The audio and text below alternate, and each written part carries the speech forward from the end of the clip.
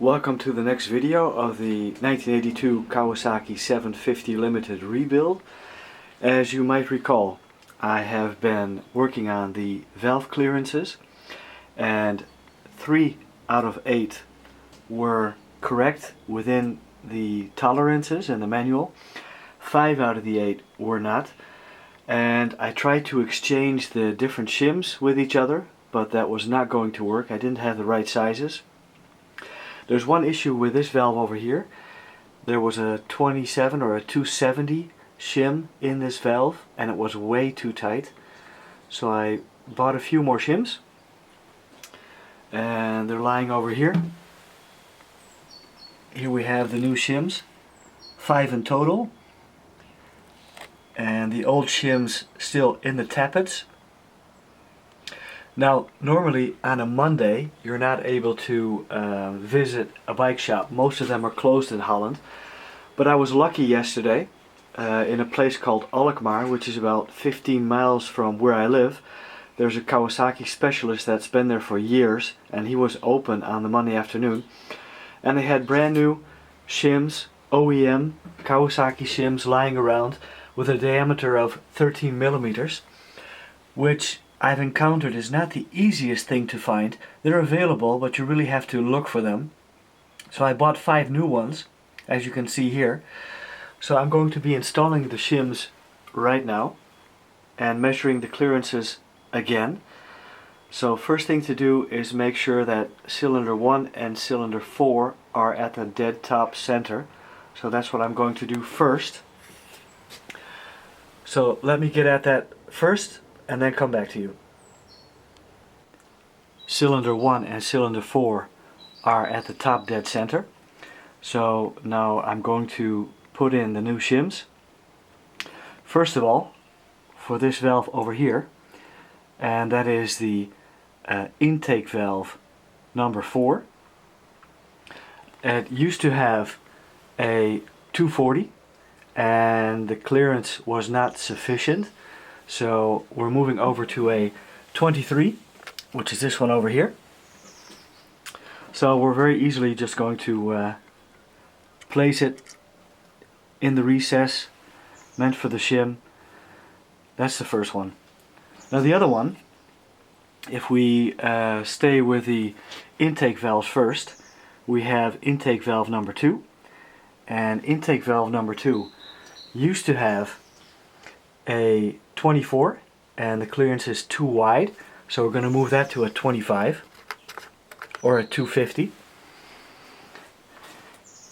So we'll just easily drop it into the recess just like that. So that one is in place. Now this is the intake valve number 1, was way too tight and there was a 27 sitting in there. And I thought a 26 would not be sufficient, so we're going to put a 25 in that corner valve, which is intake valve number 1. So there we have the 25 in place. Now we have 2 more to go. The exhaust valve number 4. In that one there used to be a 24. And the clearance is too large, and I calculated that has to go to a 245. So here we go with the 245. That's in place. And last but not least is the exhaust valve number 3, and that used to have a 26 and there was not enough clearance there, so we're moving that also back to a 250 or a 25. I think 250 is better to say, because it's all three figures, these shims. So here we have them back in place. I'm now going to replace the 5 tappets, then put the cams back in and make sure the timing is okay, and then measure the clearances again. So I'll get back.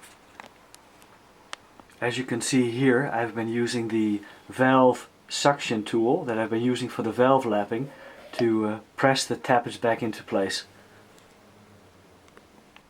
Here we have all the tappets and the underlying shims back in place. So now we're going to put back in the cams and a correct cam chain timing. As you can see here, I have the manual in front of me because I want to make sure that I make the right calculation with regards to the cam chain timing, and it tells me exactly how many links I have to count. So let me put those back in now. Well, as you can see here, I put the front cam back into place and I just tightened it down by hand to keep it in place so it doesn't pop out again when I fit in the second cam, and it's exactly where it should be. Okay, well, starting at the Z7EX mark, we have to count the cam chain all the way to the cam on the back, just above the in mark, so I have to line the second cam up first and count to number 45. That's all there's to it, so let me get on to that. Well, here we fitted the two cams and I counted 45 from one end of the mark to the other cam and the mark on that cam. So now I can also bolt down the second cam and go through the right sequence of torquing both of them down. Well, here we have all of the shims back in place and the cams are back in place, all tightened down. And for some odd reason, 7 of the 8 shims have a perfect clearance that are identical to each other. So they're all within the clearance and all at the exact same clearance, so that's nice. And for some odd reason, number 6, I can't even get a feeler gauge in between number 6. So I guess I made a mistake somewhere down the line. So what I'm going to do is take out this cam only, because I can get at number 6 and fit in a different shim and go from there. Well, here we are again. I took out the rear cam and kept it exactly in place on the chain so I don't have to count anymore. And I replaced intake number 2 with a 2.4 instead of a 2.5. So I hope that will be sufficient for clearance, because I don't have anything less than a 2.4 at the moment, and for some odd reason I have a clearance issue with number 2 intake. So I'm going to put the cam back in now and measure the clearance again. Well, that beats me. In any which way it's corrected. I put in a 24 again and it's now exactly as all the rest. So all 8 valves have exactly the same clearance, which is fine, and they're within the specified clearance, so that's been finished.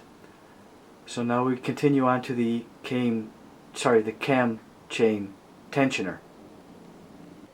So where do I stand with the engine? Well, first of all, a big difference is I was able to take away the homemade cam chain tensioner, so I've been able to make some progress on the engine.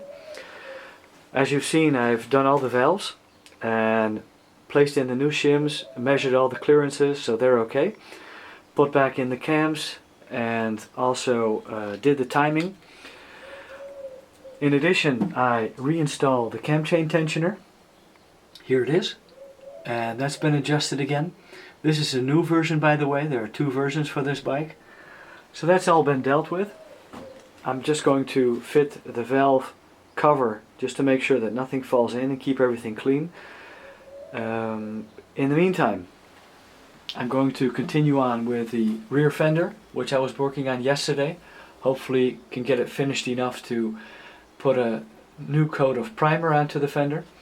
In addition, the tank. Yesterday I was prepping it again for a second time, so there's a lot of sanding to do on the tank and then eventually go over to a first coat of primer. So I still have quite a few things to do, so I'm going to get on with it and also get on with the rest of the engine. Thanks again for watching. Bye bye.